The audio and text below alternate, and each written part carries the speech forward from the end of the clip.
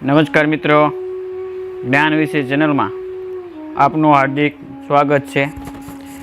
આજે આપણે ભીમ 11 કેવી રીતે ઉજવાય છે અને શું કામ ઉજવવામાં આવે છે અને ભીમ 11નું ખરેખર મહત્ત્વ શું છે તેના વિશે વાત કરવાના છે। તો પછી વધારે વાત ન કરતા જોઈએ આગળની વાત। ભીમ 11ને નિર્જળા એકાદશીનું વ્રત પણ કહેવાય છે।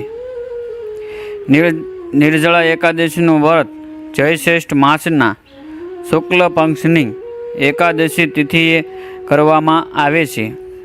હિન્દુ ધર્મમાં એકાદશી વ્રતનું માધ્યમ ધાર્મિક મહત્ત્વ જ નથી, આ વ્રત માનસિક અને શારીરિક સ્વસ્થતાના નજરે જોતા ખૂબ જ મહત્ત્વપૂર્ણ છે।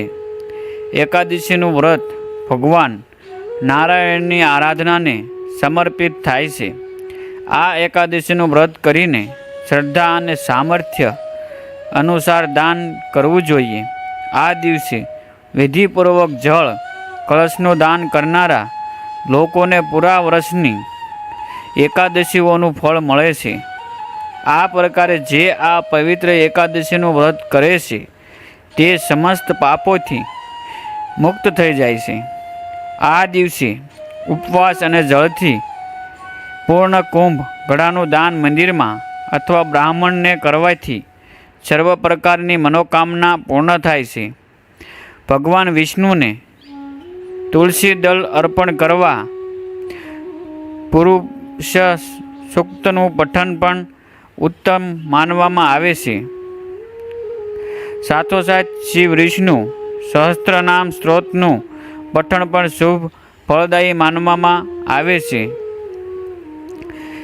વેદવ્યાસજી નિર્જળા એકાદશીનું મહત્ત્વ બતાવતા કહેવા લાગ્યા, એકાદશીના દિવસે ભોજન ન કરવું, દ્વાદશીના દિવસને સ્નાન વગેરે કરીને પવિત્ર થઈને પુષ્પોથી ભગવાનના કેશવની પૂજા કરવી, ત્યારબાદ નિત્યક્રમ સમાપ્ત થયા પછી પ્રથમ બ્રાહ્મણોને ભોજન કરાવવું, પછી પોતે ભોજન કરવું, જનના ચોચ અને મરણ ચોચમાં પણ એકાદશીના દિવસે ભોજન કરવું। આ સાંભળીને ભીમસેન બોલ્યા, પરમ પિતામાં મારી વાત સાંભળો। રાજા યુધિષ્ઠિર, માતા કુંતી, દ્રૌપદી, અર્જુન, નકુલ અને સહદેવ આ બધા એકાદશીના દિવસે ક્યારેય ભોજન નથી કરતા અને મને પણ તેઓ હંમેશા એ જ કહે છે, ભીમસેન તમે પણ એકાદશીના દિવસે ભોજન ન કરો। પરંતુ એમને હું એટલો જ જવાબ આપું છું કે મારાથી ભૂખ સહન થતી નથી। ભીમસેનની વાત સાંભળીને વ્યાસજી બોલ્યા, જો તમે સર્વગ લોકની પ્રાપ્તિ ઈચ્છતા હો તો બંને પક્ષોની એકાદશીના દિવસે ભોજન ન કરવું। ભીમસેન બોલ્યા, પણ પિતામહ, હું આપની સામે સાચી વાત કહું છું, એકવાર ભોજન કરીને પણ મારાથી વ્રત નથી કરાતું તો પછી ઉપવાસ કરીને હું રહી જ કેવી રીતે શકું? મારા ઉંદરમાં વૃક નામનો અગ્નિ સદાય પ્રજ્વલિતો રહે છે। આથી જ્યારે હું ખૂબ જ વધારે ખાઉં છું ત્યારે જ એ શ્રાંત થાય છે। આથી હે મહામુનિ, હું બહુ તો વર્ષ ભરમાં ફક્ત એક જ ઉપવાસ કરી શકું। માટે જેનાથી સ્વર્ગની પ્રાપ્તિ થાય અને જે વ્રત કરવાથી મારું કલ્યાણ થાય એવું કોઈ એક વ્રત મને કહો, હું એનું પાલન જરૂર કરીશ। વ્યાસજીએ કહ્યું, ભીમ, જેઠ મહિનાના સૂર્ય વૃષભ રાશિમાં હોય અથવા મિથુન રાશિમાં શુક્લ પક્ષમાં જે એકાદશી આવે એનું યત્નપૂર્વક નિર્જળ વ્રત કરવું। ફક્ત કોગળા અથવા આચમન કરવા માટે જ મોંમાં જળ નાખી શકો છો। આ સિવાય કોઈ પ્રકારનું જળ વિદ્વાન પુરુષે મોંમાં ન નાખવું જોઈએ, અન્યથા વ્રતનો ભંગ થઈ જાય છે। એકાદશીના સૂર્યોદયથી બીજા દિવસના સૂર્યોદય સુધી મનુષ્ય જળનો ત્યાગ કરે તો આ વ્રત પૂર્ણ થાય છે. ત્યારબાદ દ્વાદશીના પ્રભાત કાળમાં સ્નાન કરી બ્રાહ્મણોને વિધિપૂર્વક જળ અને સુવર્ણ દાન કરવું. આ પ્રમાણે બધા જ કાર્યો પૂરા કરીને જીતેન્દ્રિય પુરુષે બ્રાહ્મણો સાથે ભોજન કરવું. વર્ષભરમાં જેટલી એકાદશીઓ આવે છે એ બધીનું ફળ મનુષ્ય નિર્જલા એકાદશીના વ્રતથી પ્રાપ્ત કરી લે છે.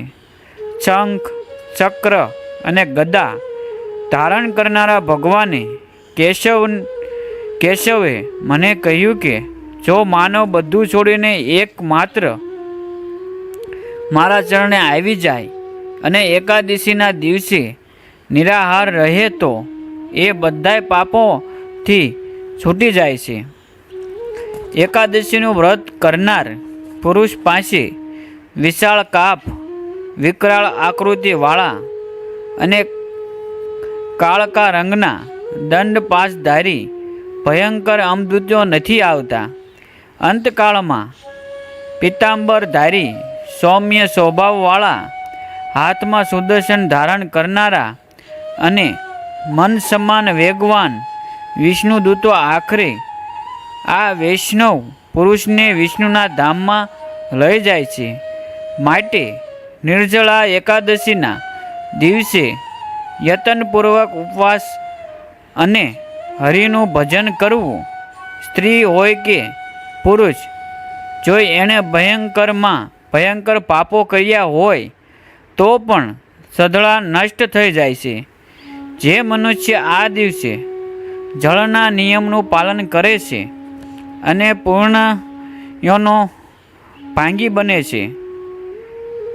આ સાંભળીને ભીમસેનને પણ આ શુભ એકાદશીનું વ્રત કરવાનું શરૂ કરી દીધું.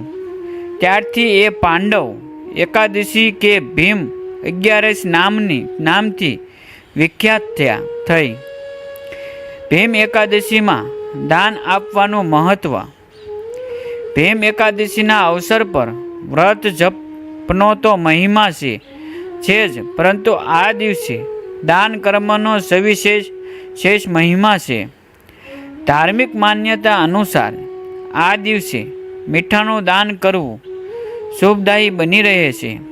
કહે છે કે આ દિવસે આસ્થા સાથે જરૂરિયાતમંદને મીઠાનું દાન કરવાથી ઘરમાં ક્યારેય ભોજનની ખોટ નથી વર્તાતી. એટલે નિર્જળા એકાદશી પર મીઠાનું દાન જરૂરથી કરવું જોઈએ. આ દિવસે તલનું દાન કરવાનો પણ મહિમા છે. કહે છે કે આ દિવસે તલનું દાન કરવાથી વ્યક્તિને જૂનો કે હઠીલા રોગોથી મુક્તિની પ્રાપ્તિ થાય છે. નિર્જળા એકાદશી પર વસ્ત્રનું દાન કરવું શુભ માનવામાં આવે છે. એટલે શક્ય હોય તો આ દિવસે વસ્ત્રનું દાન જરૂરથી કરવું જોઈએ.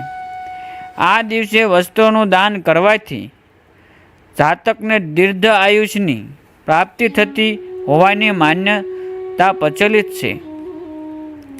નિર્જળા એકાદશી પર આપે જરૂરિયાતમંદને અન્નનું દાન કરવું જોઈએ. કહે છે કે આ દિવસે જે લોકો અનાજનું દાન કરે છે તેમના જીવનમાં ક્યારેય કોઈ પણ પ્રકારની ખોટ નથી વર્તાતી. તેમને સદૈવ શ્રી હરિ વિષ્ણુના આશીર્વાદ પ્રાપ્ત થતા જ રહે છે. નિર્જળા એકાદશીના દિવસે ફળનું દાન કરવું પણ શુભ માનવામાં આવે છે. જો મિત્રો તમને આ ભીમ 11 નિર્જળા એકાદશીનો વિડીયો ગમ્યો હોય તો અમારા ચેનલને લાઈક અને સબસ્ક્રાઈબ કરજો અને તમારા મિત્રો સાથે આ વિડીયો શેર કરજો, જેથી કરીને બધા લોકોને ખબર પડે ખરેખર ભીમ 11નો મહત્ત્વ શું છે અને તેને ખરેખર કેવી રીતે ઉજવવી જોઈએ તે બધાને જાણવા મળે. તો મિત્રો, અહીંયા આપણે આ વિડીયો પૂર્ણ કરીએ છીએ. ધન્યવાદ મિત્રો. જય માતાજી.